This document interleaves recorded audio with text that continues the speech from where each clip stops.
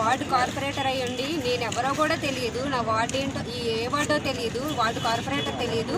ఆ ward corporator కనీసం intimation లేకుండా వార్డు పరిధిలో ఉన్న ఆ ప్లేస్ ఎంత అనాథరైజ్డ్గా చాలా ఇక్కడ కట్టున్నాయి. వాటిని ఎవరు ఏమి ఇచ్చేయలేకపోయారు.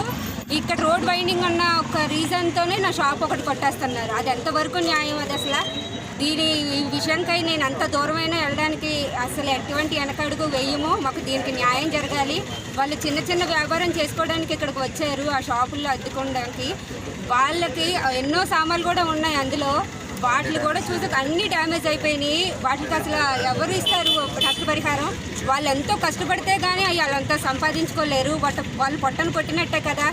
ఇది ఎంతవరకు న్యాయం చెప్పండి. ఏమైనా మీకు ఉంటే మా పరంగా మీరు చూసుకోండి, అంతేగాని పర్సనల్గా చూసుకోవాలి. కానీ మీరు ఇలాగా అనవసరంగా ఇలా ముందుకు వెళ్ళడం చాలా కరెక్ట్ కాదు. అది మేము దీని వరకు ఎంతవరకైనా ముందుకు వెళ్తాము. మాకు న్యాయం జరగాలి. దీనికి సంబంధించిన టౌన్ ప్లానింగ్ అధికారి మాకు కంపల్సరీగా రీజన్ ఏంటన్నది కంపల్సరీగా చెప్పాలి.